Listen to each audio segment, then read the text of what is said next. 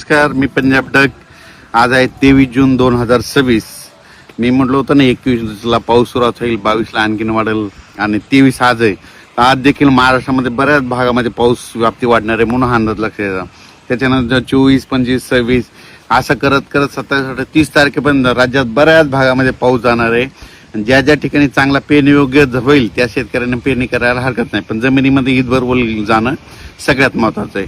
आता राज्यात आज आहे 23 जून 2026. तर शेतकऱ्याला सांगू इच्छितो आज देखील सुरुवात काय होणार आहे म्हणजे कोकण पट्टीकून. आज कोकण पट्टीकून पाऊस सुरू झाल्याच्या नंतर घाटमाथ्यावर सुरू होईल.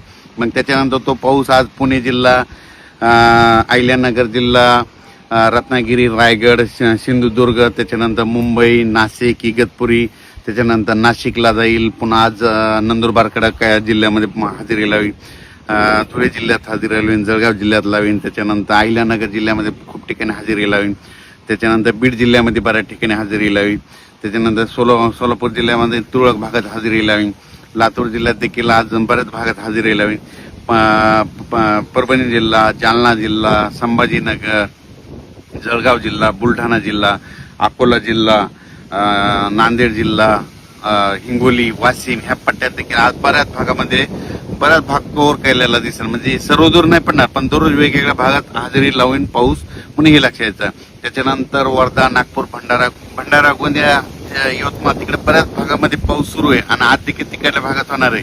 त्या शेतकऱ्याला सांगू इच्छितो की विदर्भ, पूर्व विदर्भ जमिनीमध्ये ओल पुरेसे गेले तर मग तुम्ही पेरणी करायला हरकत नाही, पण कमी ओल असली तर पेरणी करू नका. कारण की राज्यामध्ये तुम्हाला सांगू इच्छितो सध्या आणखीन जवळपास हे तर 30 जून पर्यंत पाऊस आहे, पण त्याच्यानंतर जुलैच्या पहिल्या आठवड्यात देखील चांगला पाऊस बरसणार आहे, म्हणजे चांगला पाऊस होणार आहे. म्हणून हा अंदाज सर्व शेतकऱ्यांना लक्षात यायचा. जूनपेक्षा जुलैमध्ये जरा जास्त पाऊस राहणार आहे म्हणून हा अंदाज महाराष्ट्रातल्या शेतकऱ्यांनी सगळ्यात लक्षात यायचा. आज देखील बघा बऱ्याच भागात बऱ्याच ठिकाणी पाऊस पडणार आहे. काल देखील खूप ठिकाणी झाला, म्हणजे काल अहिल्यानगर झाला, जुन्नर, सिन्नर तिकडे झाला, त्याच्यानंतर नाशिककडे झाला, मुंबईकडे झाला, त्याच्यानंतर बुलढाणा जिल्ह्यात झाला, वाशिमकडे झाला, वर्धा, नागपूर, भंडारा, गोंदिया तिकडे देखील झाला, नांदेड जिल्ह्यात काही भागात झाला, त्याच्यानंतर जालना जिल्ह्यात झाला, जळगाव, संभाजीनगरकडे झाला, मग शिर्डी, कोपरगाव राहता बऱ्याच परिसर. असाच काय होणार आहे दररोज आणखीन हे 8 दिवसामध्ये सगळीकडे पाऊस पडणार नाही. जिथं नाही, ज्या भागात नाही गेला त्या ह्या